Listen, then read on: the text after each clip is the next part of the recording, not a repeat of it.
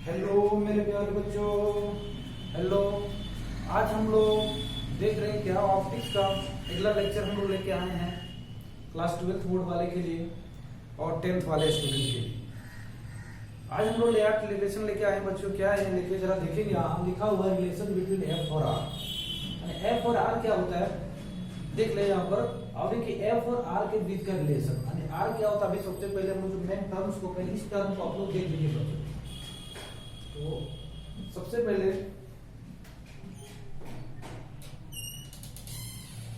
पहले मेरे प्यारे बच्चों आप लोग जो देख रहे हैं वो सबसे इंपॉर्टेंट चीज क्या देख रहे हैं। यहां पर देखिए सेंटर ऑफ कर्वेचर क्या होता है, पोल क्या होता है, प्रिंसिपल एक्सिस क्या होता है, रेडियस ऑफ कर्वेचर क्या होता है, प्रिंसिपल फोकस क्या होता है और फोकल लेंथ क्या होता है। तो बच्चों हम लोग बारी बारी से सबको सभी पॉइंटों को हम लोग अपने सभी पॉइंट को हम लोग एक ही कर करके पहले हम लोग समझते हैं, उसके बाद हम लोग आगे जाते हैं। पहले सबसे centre of curvature. Centre of curvature क्या होता है बच्चों। सबसे पहले हम लोग जो भी देखेंगे वो सेंटर ऑफ कर्वेचर के बारे में ही जानेंगे बच्चों। तो सबसे पहले सेंटर ऑफ कर्वेचर को कहते हैं किसको बच्चों, वो चीजें देखते हैं। तो जो देखिए सबसे पहले बच्चों इसको देखेंगे, यहाँ पर कुछ रफ बता रहे हैं उसको देखें। सेंटर ऑफ कर्वेचर ये मिरर बन गया। ये मेरा कौन ये मेरा देखेंगे बच्चों इधर एक मेरा कॉनकेव मिरर है।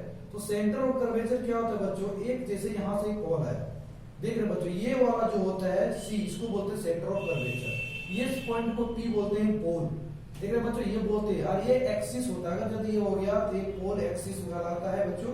ये एक्स और एक्स जेड हो गया। उसके बाद आता है पोल, ये वाला पॉइंट को जो लेंस के बीच वाले उसके आता है प्रिंसिपल एक्सिस। ये वाला जो एक्सिस होता है बच्चों, प्रिंसिपल एक्सिस सबसे पहले हम जानेंगे क्या प्रिंसिपल एक्सिस होता है, क्या चीज है। तो प्रिंसिपल एक्सिस जो होता है बच्चों वो प्रिंसिपल एक स्फेरिकल होता है जो स्ट्रेट लाइन होता है। ये वाला आप लोग देख रहे हैं बच्चों, ये हो गया प्रिंसिपल एक्सिस। ये मेरा क्या हो गया बच्चों, प्रिंसिपल एक्सिस हो गया। उसके बाद रेडियस ऑफ कर्वेचर, यहां से यहां तक की दूरी जो बच्चों होता है उसको बोलते हैं रेडियस ऑफ कर्वेचर। क्या बोला जाता है बच्चों, रेडियस ऑफ कर्वेचर। पोल से सेंटर, इसको सेंटर के बीच की दूरी को ही बोला जाता है रेडियस ऑफ कर्वेचर। अब आते हैं बच्चों प्रिंसिपल फोकस। तो प्रिंसिपल फोकस क्या होता है बच्चों, अगर यदि कोई भी लाइट जिस पॉइंट पर आके कटेगी, जिस पॉइंट पर, जैसे ये लाइट यहां से आई बच्चों, ये लाइट अगर यदि ये लाइट यहां पर कट रही, ये लाइट इधर से गई और ये लाइट अगर यदि इस पर टकराने के बाद ये लाइट इस तरह की ये लाइट होती है, ये लाइट इस तरह का यहाँ पर चला जाए, फिर वैसे ही लाइट आने के बाद फिर ऐसे ही लाइट चला जाए, इस तरह आने के बाद जिस पॉइंट पर वो कटती है, जिस पॉइंट पर वो कटती है उसी को हम लोग बोलते हैं प्रिंसिपल फोकस। क्या बोला जाता है बच्चों, प्रिंसिपल फोकस। क्या बोलते हैं बच्चों, प्रिंसिपल फोकस। यानी जिस पॉइंट पर आकर के कट जाता है उसी को बोला जाता है प्रिंसिपल फोकस। उसके बाद आते हैं बच्चों देख रहे हैं फोकल लेंथ के बारे में। तो ये लेंथ जहां पर कट करके जिस पॉइंट पर आया यहाँ से प्रिंसिपल के बीच की दूरी को ही बोलते हैं फोकल लेंथ। ये देख रहे हैं बच्चों, और यहाँ से यहाँ तक कि हम लोग क्या देखते हैं बच्चों, P से C की दूरी को हम लोग बच्चों बोलते हैं R। यानी कि ये दूरी दिख रहा है बच्चों, यहाँ से यहाँ तक की दूरी हो गया फोकल लेंथ। और P से C की दूरी बोला जाता है, फिर ये बोला जाता है रेडियस ऑफ, ठीक है। यहाँ से हो गया कर्वेचर की दूरी हो गई रेडियस। रेडियस मतलब त्रिज्या। तो P से C यानी कि आपका जो दूरी होता है इसको बोलते हैं रेडियस ऑफ कर्वेचर। इसी को बोलते हैं रेडियस ऑफ कर्वेचर, कर्वेचर। इसी को पीसी। आप जैसे पी से यहाँ पर अगर एक पॉइंट है बच्चों जिस पर कट रहा है, यानी कि एफ पॉइंट हो गया, ये पॉइंट हो गया एफ। तो जो पी से एफ तक की जो डिस्टेंस होता है बच्चों उसी को बोलते हैं क्या, फोकल लेंथ। इसको हम लोग क्या बोलते हैं बच्चों, फोकल लेंथ। क्या बोला जाता है बच्चों, फोकल लेंथ। हम लोग क्या बोलते हैं बच्चों, फोकल लेंथ। इसके दूरी को हम लोग बोलते हैं बच्चों, P से F की दूरी को बोलते हैं फोकल लेंथ और P से दूरी को बोलते हैं रेडियस ऑफ कर्वेचर। ये प्रिंसिपल एक्सिस है। पोल हो गया। मेन हम लोग को यही से मेन जाना है बच्चों। क्या क्या जाना था ये।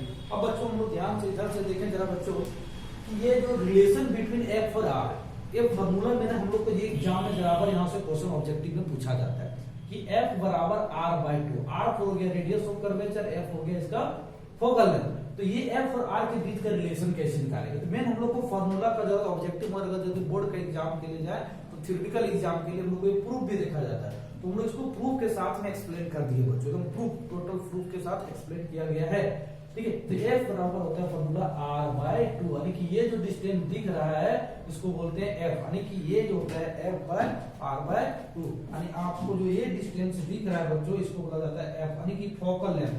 एफ पर क्या हो गया, और दोनों के बीच का संबंध रिलेशन, रेडियस ऑफ कर्वेचर और फोकल लेंथ के बीच का रिलेशन क्या निकलेगा, तो हम इसको प्रूव करते हैं बच्चों। कैसे इसको प्रूव किया बच्चों, इसको ध्यान से देखिए, बड़ा गौर से ये रिलेशन कैसे आया। जब भी आपके एग्जाम में कभी पूछ देता है रिलेशन निकालने के लिए, ऊपर मैट्रिक का जो बोर्ड वाले एग्जाम के लिए बच्चों अगर जो ध्यान से अगर इसको देख रहे हैं, तो मैं उनको फॉर्मूला वहां पर आपको प्रूफ करके नहीं दिखाया बच्चों। आपका जो भी बुक में देखिएगा बच्चों प्रूफ नहीं किया, मगर हम यहाँ पर इसको प्रूफ कर दिए इसको कॉन्केव मिरर के, किसके जरिए से बच्चों, कॉन्केव मिरर के। तो इसके लिए f बराबर r/2, यहाँ r रेडियस ऑफ कर्वेचर दिया रहता है, तो बोलेगा फोकल लेंथ क्या होगा, f का फार्मूला लगाइए, r दिया रहेगा, r डिस्टेंस दिया रहेगा 32 है सेंटीमीटर का है, तो f दिया होगा, तो डिवाइड करके आप आराम से निकाल सकते हैं, फाइंड कर सकते हैं। बट आप लोग यहाँ देखिए आया कैसे इस फार्मूले को गौर से। तो सबसे पहले इस फार्मूला को प्रूव किए, एक हम लोग ड्रॉ किए, एक मैथ किए, उसके बाद एक प्रिंसिपल एक्सिस खींचा गया, उसके बाद एक लाइट रे आएगा यहाँ से पड़ा, जिस पॉइंट पर करता उसको फोकस बोला जाता है। अब ये पॉइंट पे इंसिडेंट रे हो गया, इसी के जस्ट देखें बच्चों, ये रे आकर के कटने के बाद इस पॉइंट पर आके पड़ी जिसमें फोकल लेंथ पर पड़ा। अब ये एंगल आई है, तो इसके साथ एक एंगल बनेगा रिफ्रैक्टिव एंगल, तो ये एंगल जो बनेगा आर एंगल के साथ बनता है दोनों एंगल। अगर ये थीटा है तो ये भी एंगल मेरा क्या हो जाएगा बच्चों, थीटा हो जाएगा। यानी ये जब थीटा हो गया बच्चों, तो ये आई हम लोग प्रॉपर्टी पढ़े कि angle I equal to angle R, यानी कि ये किसके बराबर हो जाएगा बच्चों, थीटा। तो ये बराबर आर, अगर ये थीटा तो ये भी थीटा। और हम लोग प्रॉपर्टी पढ़ चुके हैं बच्चों क्या, sum of two interior angle and equal to exterior angle, यानी दो त्रिभुज के दो ऐसे करके आप समझ सकते हैं बच्चों। इस तरह का अगर आप ज्योमेट्री में अगर यदि पढ़े होंगे तो जरा देख ले, इस तरह का ज्योमेट्री के रूल से आया है बच्चों, ये ज्योमेट्री का ही प्रॉपर्टी है, ठीक है। इसी तरह अगर यदि इस तरह अगर ये कोण और ये कोण अगर जोड़ दिया जाए तो एक बाह्य कोण के बराबर होता है, दो अंतः कोणों का योग एक बाह्य कोण के बराबर होता है बच्चों। तो इसी प्रॉपर्टी को हम देखो क्या लिखे, according to law of reflection, according to law of reflection के आधार पर I बराबर R होता है। जब I बराबर R होता है incident angle equal to reflected angle बच्चों, तो यहाँ पर दोनों का वैल्यू क्या है, थीटा। अब यहाँ देख रहे हैं बच्चों हम लोग को ACF एंगल में दिख रहा होगा, ACF यहाँ पर देख रहे बच्चों, ये है ACF, ये मेरे पास क्या है बच्चों, ACF। उसके बाद मेरे बच्चों AOC, यानी कि हम लोग जो देख रहे हैं यहाँ से अगर देखा था OAC, तो ये एंगल कितना बच्चों, दोनों आपस में बराबर है, एंगल आई बराबर एंगल आर। तो ये एंगल मेरे बच्चों आर है, देखिए ACF, यानी कि ये एंगल आर है, तो ये एंगल बराबर, ये एंगल आई, तो ये एंगल क्या होगा, एकांतर कोण, देखिए ये कोण और ये कोण आपस में क्या होगा, ठीक बराबर होगा, आई तक ये कोण थीटा हो गया। अब यहाँ से लगाते हैं बच्चों AFP एक्सटीरियर एंगल, आपको यहाँ नजर आ रहा होगा AFP एक क्या है, यहाँ पर बाह्य कोण, इसको बोला जाता है बाह्य कोण, यानी कि मेरा क्या हो गया, बाह्य एंगल हो गया, बाहर के हो गया, दो अंतः कोणों का योग एक बाह्य कोण के बराबर होता है। अब यहाँ पर हम लोग इसी प्रॉपर्टी को लगाएं बच्चों, AFP बाह्य कोण है, और दो अंतः कोणों का ACF और CAF, theta theta plus 2 theta हो गया। अब हम लोग यहाँ लिखते हैं ट्रायंगल लेते हैं, समकोण त्रिभुज ANC, कितनी बड़ी एंगल में ANC, ये तीनों एंगल में tan थीटा लगाते हैं। यहाँ पर क्या लगाते हैं, तो tan थीटा बराबर फॉर्मूला होता है त्रिकोणमिति, आप लोगों को पहले पढ़ाया D बाय D, तो AN बटा CN। अब यहाँ पर tan थीटा जो अगर जब बोलते हैं थीटा इज वेरी स्मॉल, तो tan थीटा किसके बराबर हो जाएगा बच्चों, थीटा के बराबर हो जाएगा। tan थीटा किसके बराबर बच्चों, थीटा के बराबर।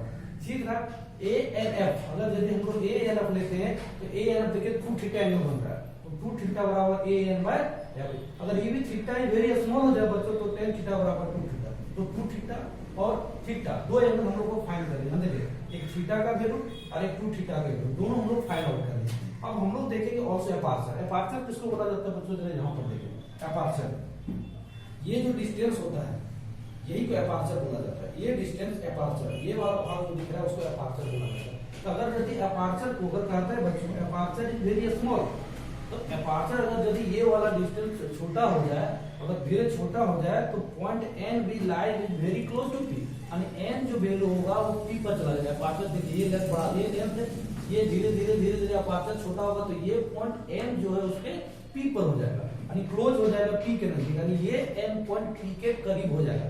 ये किसके करीब हो जाएगा बच्चों, N जो होगा P के करीब, यानी अपर्चर मतलब ये डिस्टेंस धीरे धीरे छोटा हो जाएगा P के। तो आप कहते हैं कि NF का डिस्टेंस, जो मेरे पास एम से लेकर एफ का डिस्टेंस था वो हो जाएगा ये पीएफ के बराबर हो जाएगा, यानी यहाँ से जो कम हो जाएगा तो ये डिस्टेंस अब नेगलेवर हो जाएगा, ये लंब दिख रहा है, अब ये पीएफ के बराबर हो जाएगा। तो यहाँ लिखा एमसी बराबर पीसी, और जो दूरी एम से सी था अब हो जाएगा किसकी दूरी, पी से सी दूरी। जो एमसी यहाँ से कौन कर रहा है, हम पी से, क्योंकि अपार्चर धीरे धीरे धीरे से घट रहा है बच्चों, धीरे धीरे धीरे घट रहा है। अब इक्वेशन 1 और 2 को देखें, थीटा बराबर मेरा क्या है बच्चों, ए एन बटा सी एन, और 2 थीटा बराबर A N by P F. ठीक है बच्चों, अब दोनों को जब हम लोग कंपेयर करें बच्चों तो यहाँ पर देखें कि 2 थीटा थीटा का वैल्यू यहाँ पुट कर सकते हैं, थीटा का वैल्यू जब पुट करेंगे तो A N by P C आ जाएगा। देखो 2 थीटा का वैल्यू मेरे पास क्या है, A N by P C. अब यहाँ जब पुट करेंगे बच्चों तो देख रहे ए एन कट गया, बच गया पी सी। अब पी सी वैल्यू, अब पी सी मतलब क्या होता है, पी से सी की दूरी कितना बच्चों, आर। पी से सी की दूरी कितना है, रेडियस ऑफ कर्वेचर आर, और P से F की दूरी कितना बच्चों, F, जिसको हम लोग फोकल है। अब यहाँ से हम लोग कैलकुलेट करेंगे तो यहाँ पर वैल्यू आएगा F बाय R। यही हम लोग को प्रूव करना था, क्या करना था बच्चों, यही थ्योरी को हम लोग को प्रूव करना था बच्चों। क्या आपको समझ में आया बात को, ये चीज, ये बोर्ड के एग्जाम के लिए है, जो आप लोग 10th वाले या तो जो 12th वाले, ये आपको फॉर्मूला F बराबर R2 का ऑब्जेक्टिव क्वेश्चन न्यूमेरिकल में भी देता है, और इससे न्यूमेरिकल क्वेश्चन भी आपके एग्जाम में आता है, और कॉम्पिटिटिव एग्जामों में इस फॉर्मूला, अगर मान लीजिए कि बोला जाए कि आपका रेडियस पर क्वेश्चन, अगर यदि आपका वैल्यू R का वैल्यू अगर दिया रहेगा 32 सेंटीमीटर दिया है, तो F निकालने बोला जाए तो आराम से 32 को 2 से डिवाइड कर दिया जाए, आपका आ जाएगा, डिवाइड कर दिए 2 1 2 हो गया, और 16 सेंटीमीटर आ जाएगा, 16 सेंटीमीटर आ जाएगा, F निकल जाएगा, आराम से निकल जाएगा। तो इस तरह का क्वेश्चन आपका 10th वाले में डायरेक्ट फार्मूला बेसिस पर आपको क्वेश्चन दिया होगा, और हम इसको एक ड्राइव कर दें, जरूरत करके ड्राइव करने से फार्मूला बहुत इंपॉर्टेंट होता है, तो हम इसको ड्राइव कर दिए बच्चों, एक बार देख लीजिए आराम से।